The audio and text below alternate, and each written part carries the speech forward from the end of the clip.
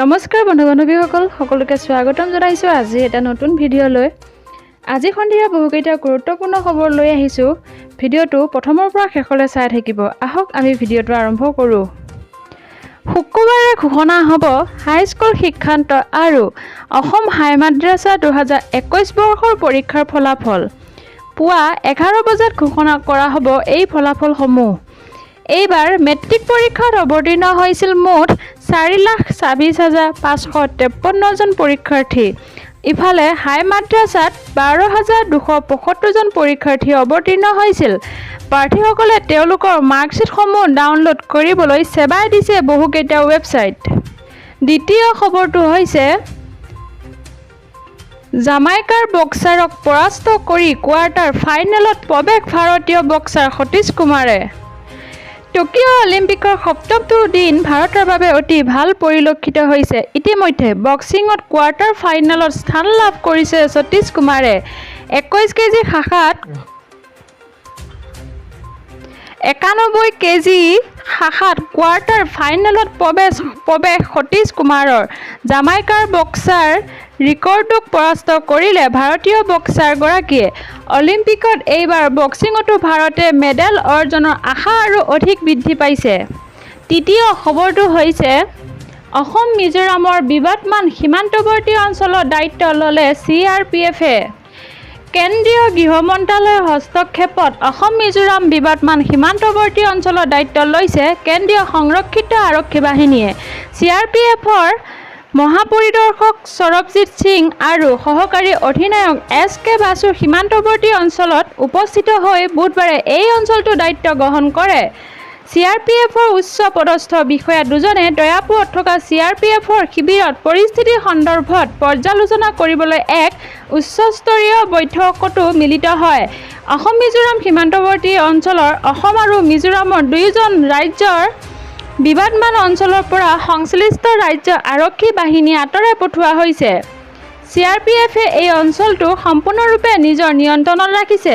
মিজোৰামৰ সীমান্তৱৰ্তী কাছাৰ কৰিমগঞ্জ আৰু হাইলাকান্দিৰ অন্তৰ্গত এই বিবাদমান অঞ্চলৰ পৰা সীমান্ত নিৰাপত্তা চকীসমূহ উঠাই দিয়া হৈছে উল্লেখ্য যে হাইলাকান্দিত 1000 হেক্টৰ কাছাৰত 400 হেক্টৰ কৰিমগঞ্জত 377 হেক্টৰ অসমৰ ভূমি ইতিমধ্যে মিজোৰামে দখল কৰিছে চতুৰ্থ খবৰটো হৈছে অসমত 6টা সমষ্টিত উপ-নিৰ্বাচন অনুষ্ঠিত হ'ব পাৰে ক'লে মন্ত্ৰী ৰঞ্জিত দাসে ৰাজ্যৰ 5টা সমষ্টিত নহয় 6টা সমষ্টিত উপ-নিৰ্বাচন অনুষ্ঠিত হোৱাৰ পূৰ্ণ সম্ভাৱনা আছে পূৰ্বতে মই কৈছিলোঁ ৰাজ্যৰ 5 সমষ্টিত নিৰ্বাচন অনুষ্ঠিত হ'ব আৰু সকলোৱে মোক সুধিছিল এয়া কেনেকৈ সম্ভৱ বুলি কিন্তু আজি মই কওঁ ৰাজ্যৰ 6টা সমষ্টিত উপ-নিৰ্বাচন অনুষ্ঠিত হোৱাৰ পূৰ্ণ সম্ভাৱনা আছে এই মন্তব্য কৰিছে ৰাজ্য চৰকাৰৰ পঞ্চায়ত আৰু গ্ৰামোন্নয়ন জনস্বাস্থ্য কাৰিকৰী বিভাগৰ মন্ত্ৰী ৰঞ্জিত দাসে দুদিনীয়া ভ্ৰমণসূচীৰে কোকৰাঝাৰত উপস্থিত হৈ বৃহস্পতিবাৰে ৰাজ্য চৰকাৰৰ পঞ্চায়ত আৰু গ্ৰামোন্নয়ন জনস্বাস্থ্য কাৰিকৰী বিভাগৰ মন্ত্ৰী ৰঞ্জিত দাসে উক্ত মন্তব্য কৰি অহা 4 আগষ্টৰ পৰাই বিজেপি উপ-নিৰ্বাচনৰ কামত মনোনিৱেশ কৰিব যদিহে 6খন আসনত উপ-নিৰ্বাচন অনুষ্ঠিত হয় তেনেহ'লে 6খন আসনতে বিজেপি মিত্ৰজোঁটে জয়লাভ কৰিব বুলি দাবী কৰি মন্ত্ৰী ৰঞ্জিত দাসে তেওঁ নিজেই তামোলপুৰ বিধানসভা সমষ্টিৰ দায়িত্ব লৈছে আৰু এখন নিৰ্বাচনী কমিটিও গঠন কৰা হৈছে অহা 4 আগষ্টত তামোলপুৰত উপ-নিৰ্বাচন সন্দৰ্ভত এই বৈঠকত মিলিত হ'ব বুলি মন্তব্য কৰি গোসাইগাঁও সমষ্টিৰ দায়িত্ব মন্ত্ৰী অশোক সিংঘালক দিয়া হৈছে বুলি সদৰি কৰে ইফালে দুদিনীয়া ভ্ৰমণসূচীৰে উপস্থিত হোৱা মন্ত্ৰী ৰঞ্জিত দাসে আৱৰ্ত ভৱনত কোকৰাঝাৰৰ বিশিষ্ট ব্যক্তি বুদ্ধিজীৱীসকলৰ সৈতে মত বিনিময় কৰে BTRৰ বিভিন্ন সমস্যা সন্দৰ্ভত বিশিষ্ট ব্যক্তি বুদ্ধিজীৱীসকলৰ পৰা দিহা পৰামৰ্শ গ্ৰহণ কৰি ৰঞ্জিত দাসে ইয়াৰ পিছতে BTC সচিবালয়ৰ প্ৰেক্ষাগৃহত জনস্বাস্থ্য কাৰিকৰী বিভাগৰ বিষয়াসকলৰ সৈতে পৰ্যালোচনা সভা অনুষ্ঠিত কৰে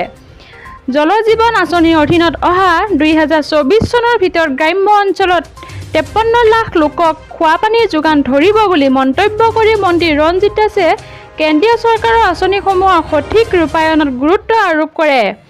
তদুপৰি শুকুৰবাৰে মন্ত্ৰী ৰঞ্জিত দাসে থুলুংগাপুৰীত থকা বডুফাৰ সমাধিক্ষেত্ৰ পৰিদৰ্শন কৰিব আৰু BTC সচিবালয়ত পঞ্চায়ত আৰু গ্ৰামোন্নয়ন বিভাগৰ এক পৰ্যালোচনা সভা অনুষ্ঠিত কৰিব দুদিনীয়া ভ্ৰমণসূচীৰে উপস্থিত হোৱা মন্ত্ৰী ৰঞ্জিত দাসৰ কাৰ্যসূচীত বিটিচিৰ মুখ্য কাৰ্যবাহী প্ৰমোদ বড়ো, বিটিচি কাৰ্যবাহী সদস্যসকল উপস্থিত থাকে। বিটিচিৰ মুখ্য কাৰ্যবাহী প্ৰমোদ বড়োৱে মন্ত্ৰী ৰঞ্জিত দাসক আদৰণি জনাই ভয়মুক্ত বিটিচি গঢ়াৰ বাবে পদক্ষেপ লোৱাৰ কথা সদৰি কৰে। পূৰ্বতে যি গোষ্ঠী সংঘৰ্ষ হৈ গ'ল সেয়া ভৱিষ্যতে যাতে পুনৰাই নহয় বুলি মন্তব্য কৰি প্ৰমোদ বড়োৱে শিক্ষা, কৃষিত গুৰুত্ব দিবলৈ সকলোৰে প্ৰতি আহ্বান জনাইছে। তদুপৰি অসম মিজোৰামৰ সংঘাতত দুখ প্ৰকাশ কৰি শ্বহীদৰ প্ৰতি গভীৰ শ্ৰদ্ধাঞ্জলিৰে যি সমস্যা আলোচনাৰে সমাধান কৰিব পাৰি তাত বন্দুকৰ ব্যৱহাৰ মুঠেই গ্ৰহণযোগ্য নহয় বুলি মন্তব্য কৰিছে প্ৰমোদ বড়োৱে।